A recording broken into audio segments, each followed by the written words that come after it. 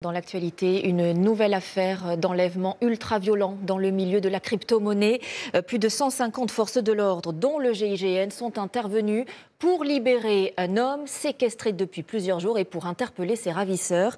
Cela s'est passé du côté de Valence. 300 000 € de rançon demandés. 7 personnes viennent d'être placées en détention provisoire. Léa Merlier, Guillaume Chiez et Élise Regaud. Il est 6 h du matin dimanche lorsque le GIGN donne l'assaut. Ils ont disqué, là, vous voyez la trace ici, là, donc sans succès.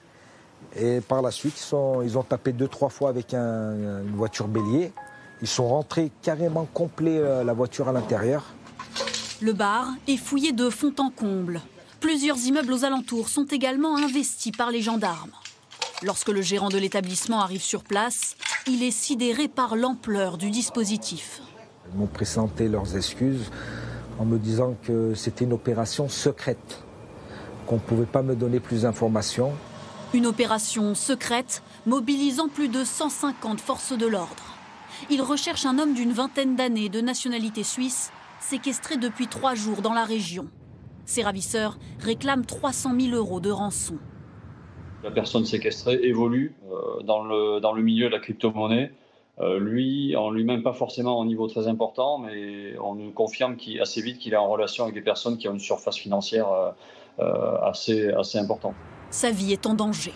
Lors de l'assaut du GIGN, 3 suspects sont interpellés aux alentours du bar dans ce quartier de Valence, mais aucune trace de l'otage. Quelques heures plus tard, l'enquête mène les gendarmes dans la commune voisine d'Alixan. C'est bien là que se trouve la victime. 4 ravisseurs sont arrêtés. Ils sont déterminés, ils sont armés, mais fort heureusement, ils n'ont pas eu le temps de faire usage de leurs moyens, ni atteinte à l'otage, qui est la priorité absolue, ni même contre les forces de l'ordre. La victime était séquestrée dans cette maison, d'ordinaire inhabitée d'après les voisins. Le jeune homme est retrouvé blessé. Il est extrêmement choqué. Je pense qu'il a vu sa vie défiler pendant 36 heures et il a eu des sévices.